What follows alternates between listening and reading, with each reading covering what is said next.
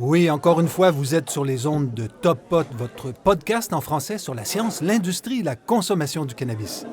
Mon nom est Luc Prévost et j'ai le plaisir de vous recevoir dans un cannabistro virtuel, le Top Pot. Bienvenue chez vous. Top Pot ne donne aucun conseil. Consultez votre médecin, votre pharmacien, votre avocat, votre journaliste préféré, le législateur ou la personne de science de votre choix. Aucun des auteurs, contributeurs, commanditaires, administrateurs, toute autre personne liée à Top Pot ne peut être tenu responsable de quelque manière que ce soit de votre utilisation de l'information contenue dans le podcast. Vous allez bien? Le chanvre est bon par chez vous?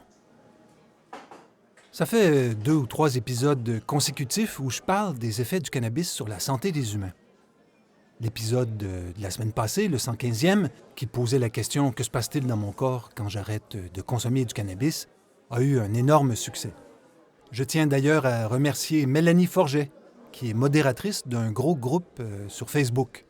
Elle a partagé l'épisode et j'ai découvert, grâce à elle, plein de choses que j'ignorais à la suite de la lecture des interventions des membres de la communauté qui s'appelle Spotted SQDC. Le groupe Reddit a aussi été très réceptif.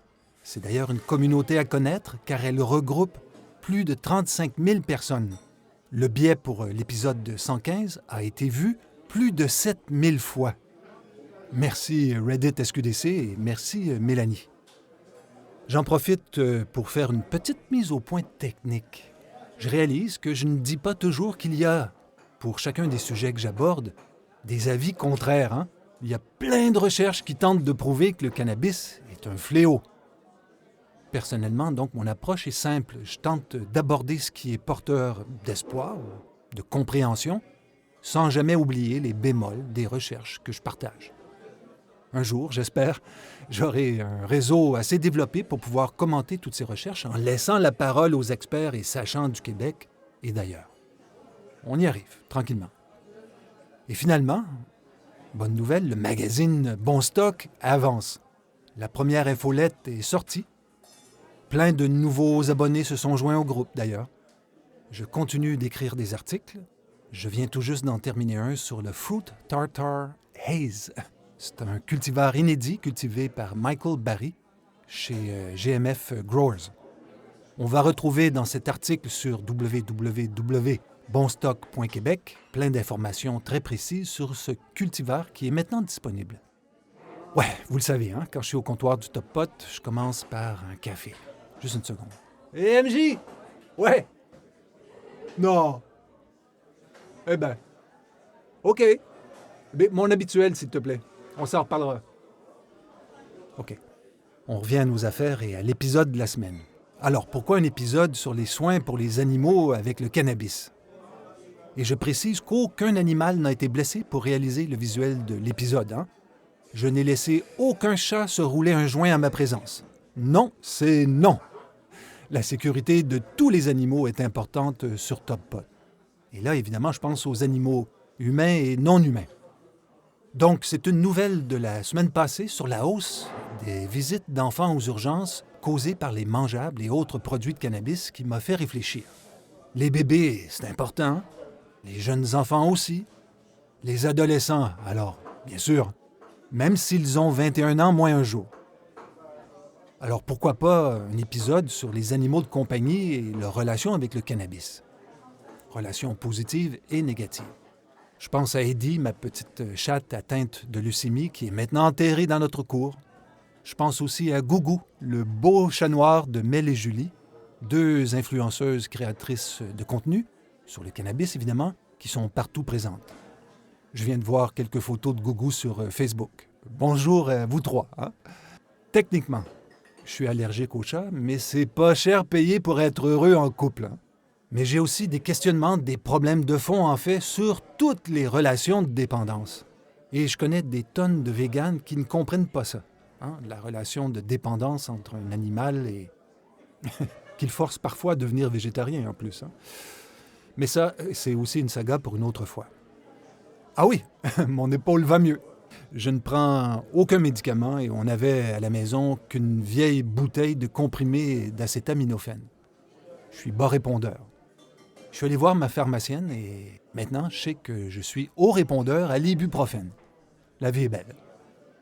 C'est encore déchiré, c'est encore très douloureux, mais ça va mieux.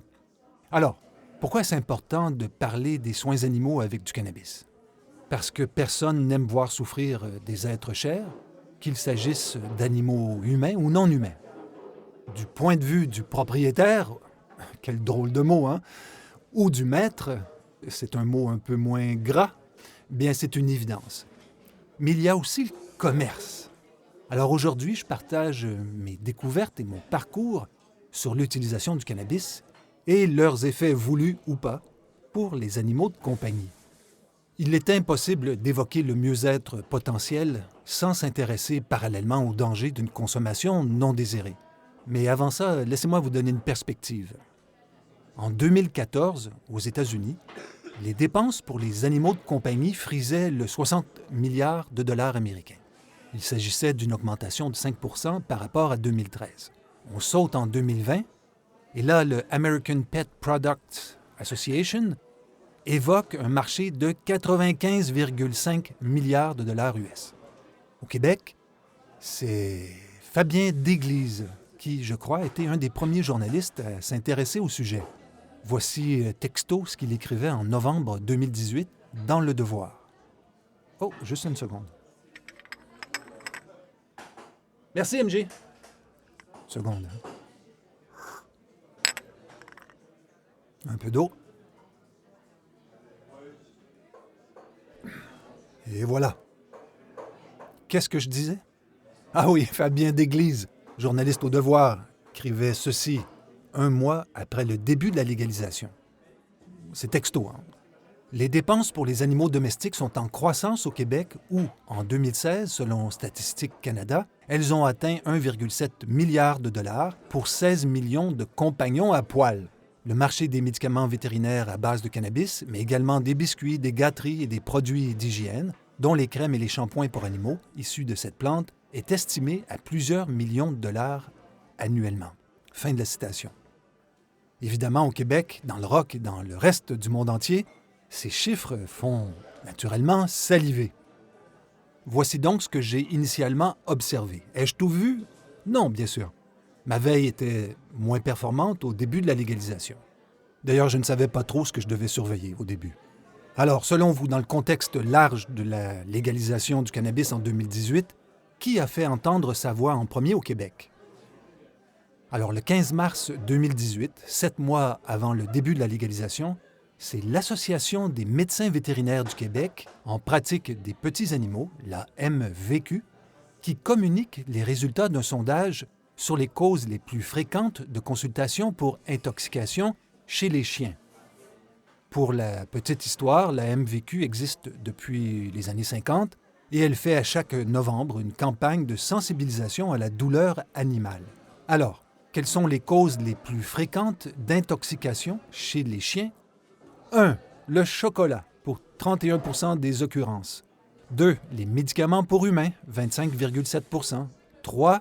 Le cannabis, avec une occurrence de 17,6 %. 4. Les rodenticides, insecticides, pour 14,3 %.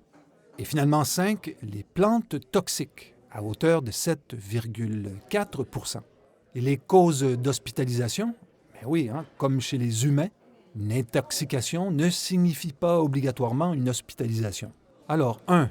Les hospitalisations sont causées principalement par les médicaments pour humains, 27 %. 2. Le chocolat, à 24,7 %. Et troisièmement, le cannabis, avec 23,2 %. Mais Luc, dans la vraie vie, ça veut dire combien de cas? Entre 700 et 900 chiens victimes d'intoxication au cannabis ont consulté un médecin vétérinaire pratique générale. L'histoire ne dit pas si les chiens ont appelé pour prendre rendez-vous et comment ils ont payé.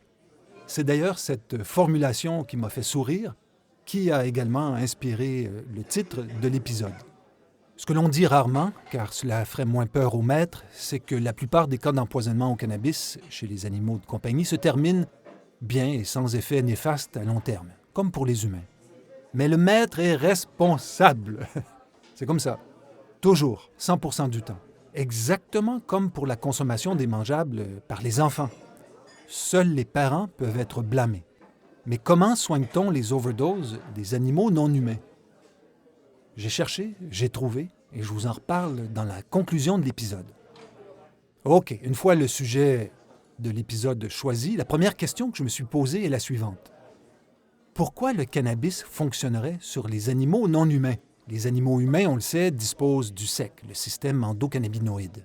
Et là, pour le reste de l'épisode, je vais alterner système endocannabinoïde et SEC. Si vous entendez SEC, ce n'est pas votre pote qui l'est. C'est moi qui parle du système endocannabinoïde. J'ai été chanceux car j'ai trouvé rapidement la recherche de Robert G. Silver, publiée en 2016, intitulée « Le système endocannabinoïde des animaux ».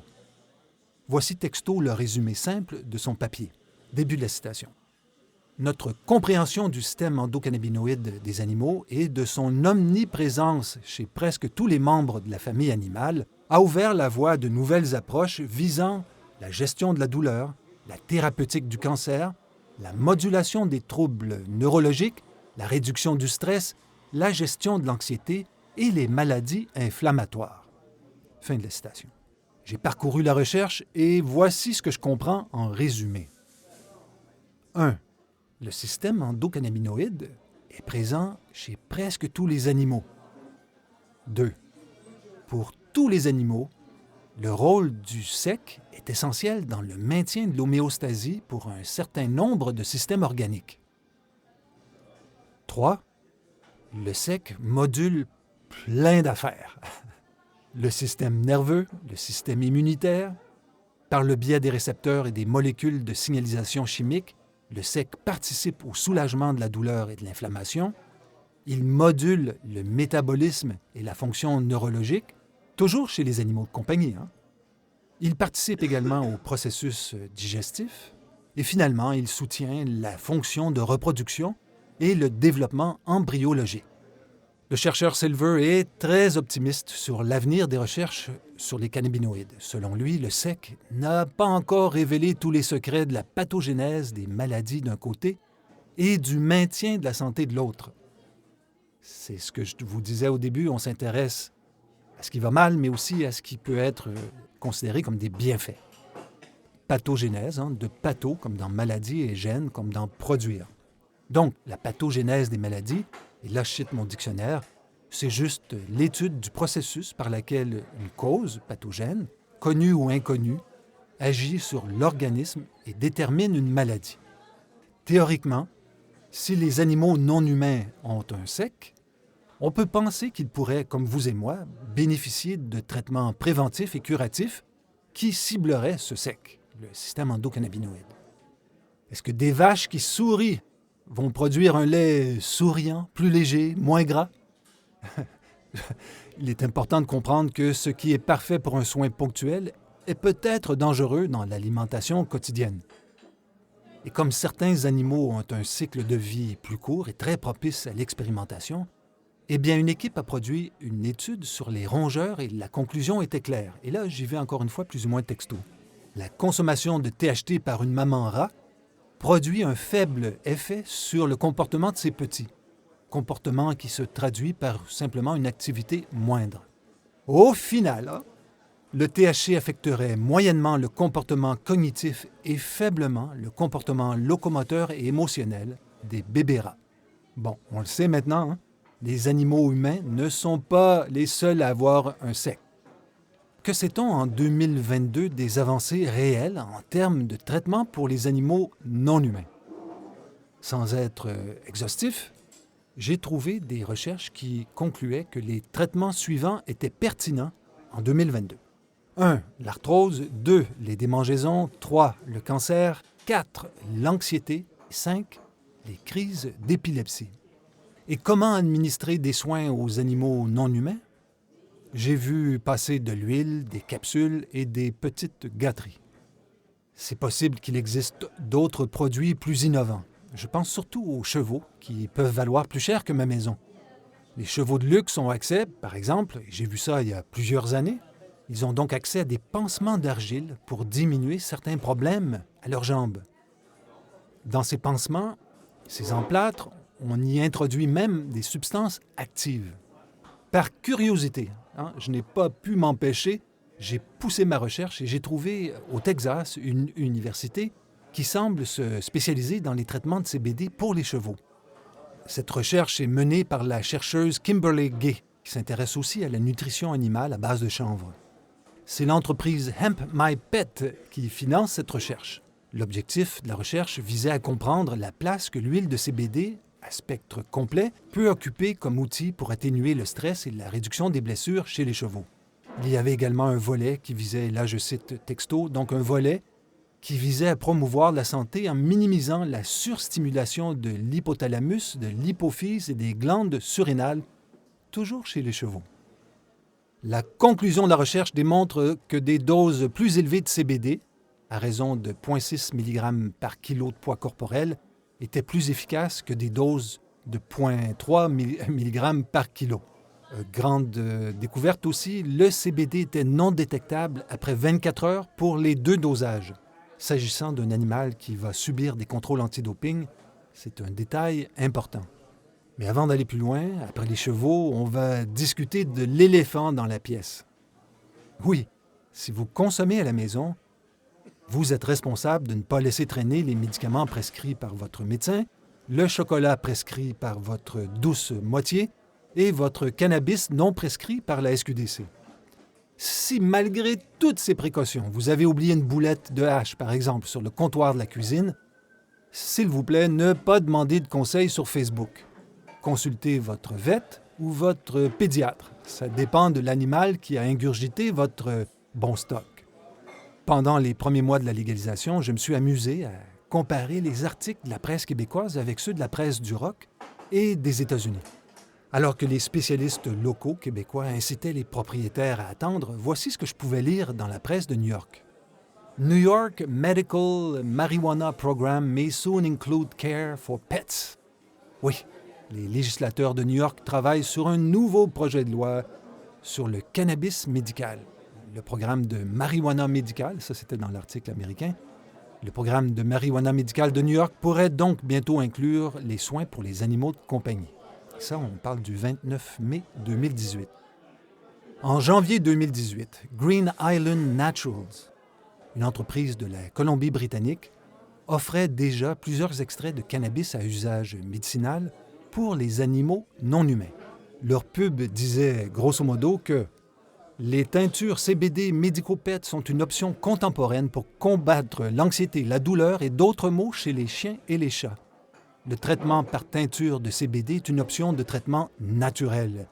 Le produit est doux et sans effet psychoactif. Il est conseillé aux propriétaires de prescrire une dose plus faible lors de la première exposition du chien ou du chat au traitement et d'augmenter la dose si nécessaire.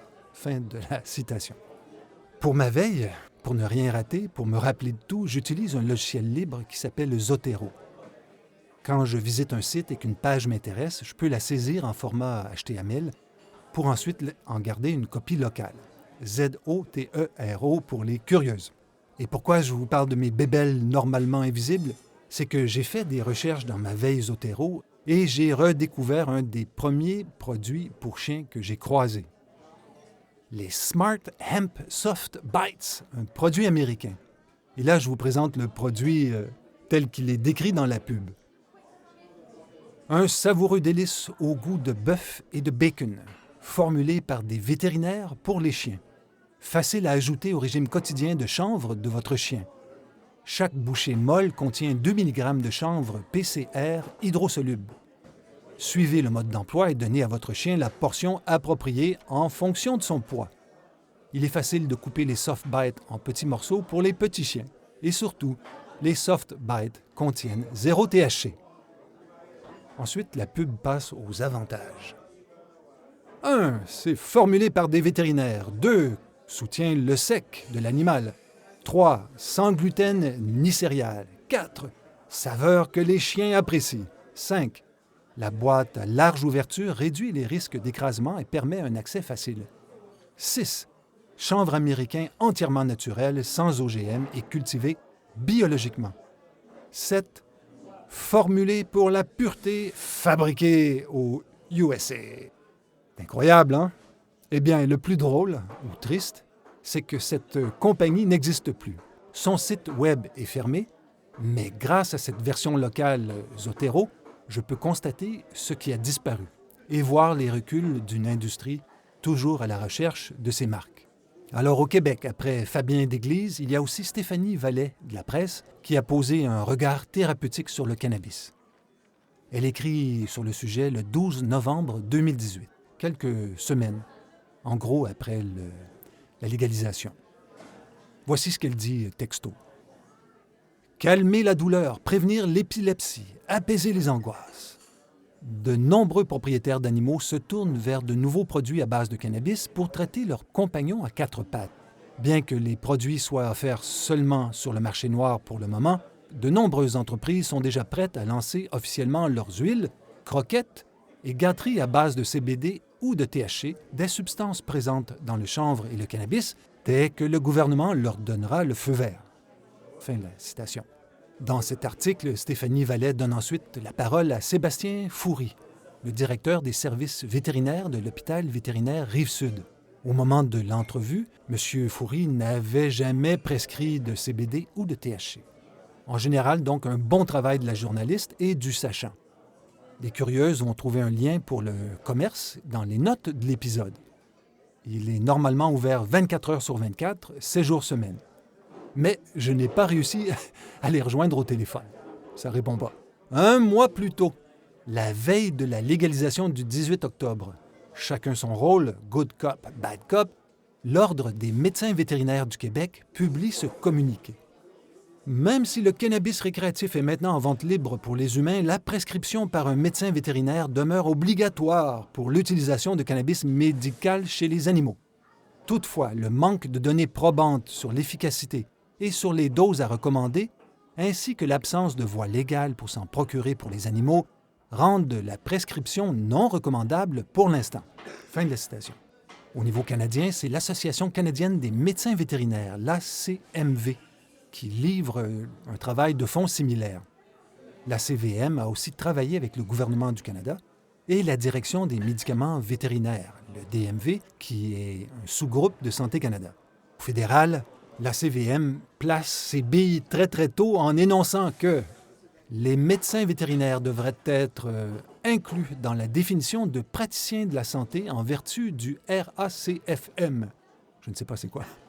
Cela leur permettrait de fournir des médicaments contenant des cannabinoïdes à leurs patients vétérinaires. Et 2, l'étiquetage des produits humains devrait inclure des messages afin de protéger les animaux. OK, c'est bien, non? Mais sans que je comprenne vraiment immédiatement toutes les ramifications de la chose, j'ai réalisé qu'il existait un programme de notification des produits de soins animaux, les PSA. Ce programme a sa page sur le site de Santé Canada. On y retrouve les vitamines, minéraux et médicaments traditionnels pour les animaux de compagnie et les animaux destinés à la consommation humaine. Je me suis dit, c'est merveilleux! 2 secondes plus tard, je me suis dit l'inverse. Pourquoi? À cause de ces 2 paragraphes. Le premier paragraphe.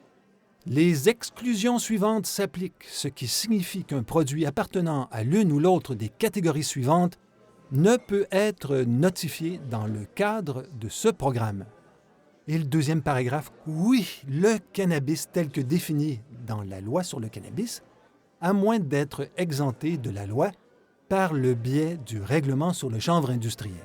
Je comprends le mot « notifié » comme enregistré dans le sens d'une déclaration. Oui, je veux que mon produit soit disponible et je dois l'enregistrer en quelque sorte sur le site de Santé Canada.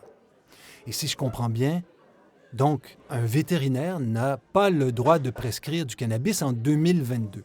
Sans doute un oubli du législateur. Mon ovni sur le sujet est simple. Je comprends formellement qu'aucun vétérinaire ne peut prescrire en août 2022. Seuls les animaux humains ont le droit d'être les bénéficiaires d'une prescription de cannabis. Depuis le début de la légalisation, l'intérêt des propriétaires de bêtes et de l'industrie vétérinaire pour le cannabis est évidemment en hausse. Probablement que tous les consommateurs qui ont des animaux de compagnie réfléchissent à haute voix, discutant avec leurs bêtes, sur les soins qu'ils aimeraient pouvoir leur donner. Oups, je viens de réaliser que je n'ai pas encore parlé des symptômes d'une overdose de cannabis chez les animaux de compagnie. Voici donc les symptômes les plus usuels après un délai de 60 à 120 minutes.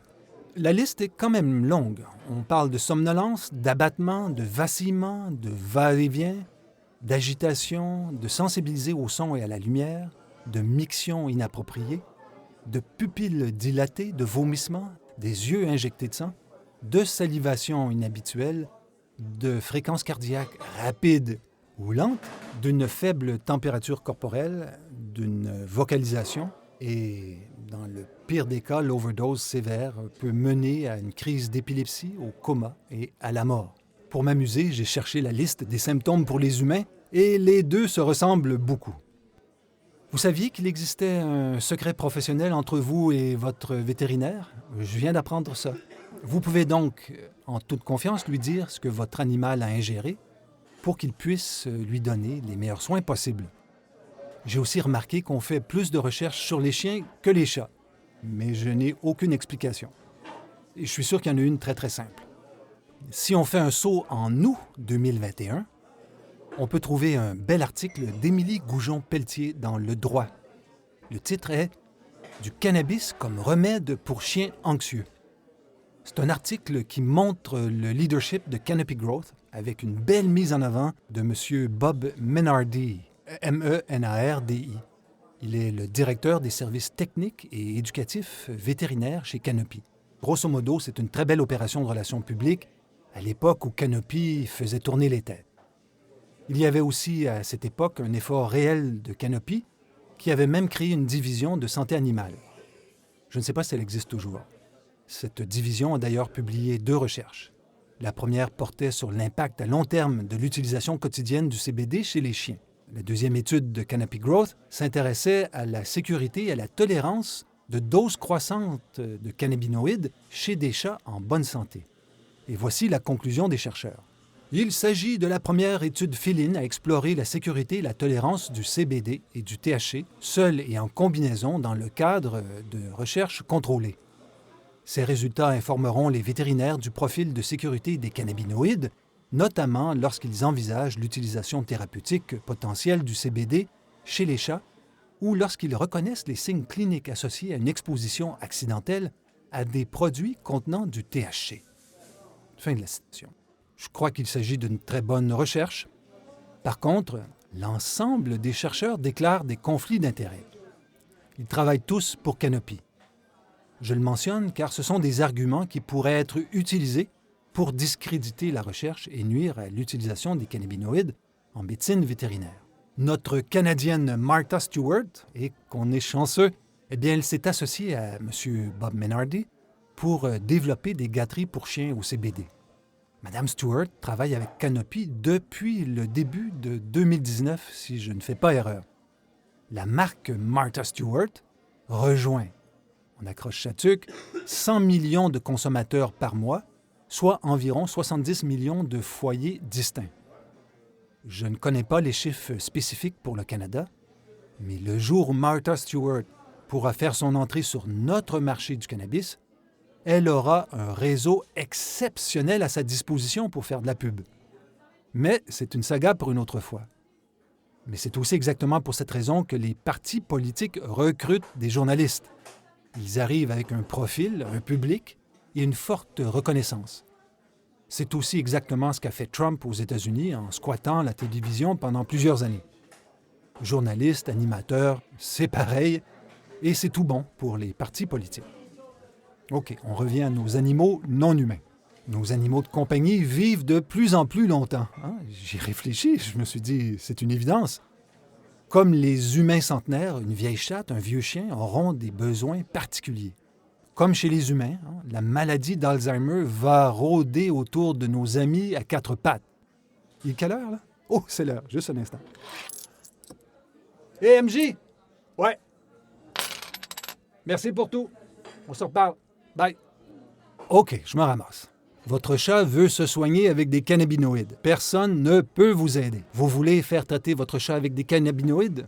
Ce n'est pas encore officiellement possible au Canada. Et vous n'avez pas le droit de les aider. C'est strictement interdit.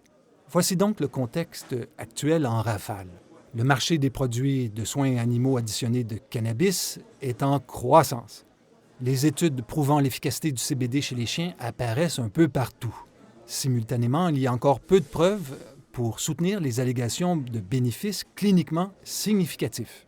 L'environnement juridique et réglementaire n'est pas connu des citoyens. La qualité des produits disponibles reste peu fiable. Et finalement, il y a peu d'études sur les produits à base de cannabis pour les chats. Alors, si on est logique, voici ce que l'on peut imaginer et conclure. Le SEC, notre système endocannabinoïde et les récepteurs cannabinoïdes ont le même fonctionnement chez tous les mammifères. Les bienfaits des cannabinoïdes pourraient donc également s'appliquer aux 6495 espèces connues. Le CBD est sans danger pour les animaux humains. Ça devrait être à peu près la même chose pour les animaux non humains. J'ai découvert que les produits de CBD destinés aux chats sont disponibles sans ordonnance dans plusieurs pays. Il existe peu d'études directes sur les chats pour des pathologies spécifiques, telles l'agressivité, par exemple. La FDA américaine n'a jamais approuvé un produit à base de cannabis. Le Canada va sans doute adopter la position de la FDA, comme elle le fait fréquemment, faute d'avoir les moyens de ses ambitions. Donc, théoriquement, ce n'est pas demain matin que Santé Canada va approuver les produits de santé animale, les PSA, à base de cannabis. Si j'ai bien compris, aucun vétérinaire ne peut actuellement prescrire du CBD, sauf en Californie. Finalement, c'est important, le risque d'interaction entre le CBD et certains médicaments avec les enzymes métaboliques du foie peuvent causer des problèmes. Et maintenant, conclusion de la conclusion, et avant que j'oublie, voici les traitements que j'ai trouvés pour soigner un animal de compagnie qui aurait ingurgité du cannabis. On parle généralement d'un suivi ambulatoire. Il s'agit donc de soins où la prise en charge médicale est de courte durée et sans hospitalisation. Le spécialiste peut administrer du charbon actif pour stopper toute absorption supplémentaire de la substance ingérée. Il paraît que ça faciliterait également la décontamination de l'animal. Je trouve ça drôle quand c'est dit comme ça. Les antiémétiques font aussi partie de l'arsenal habituel. Il s'agit de médicaments pour combattre le vomissement.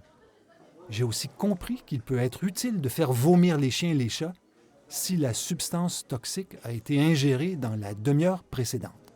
Et finalement, des fluides intraveineux peuvent être administrés comme une forme de soin de soutien. Cela permettrait de réduire la déshydratation et l'hypothermie.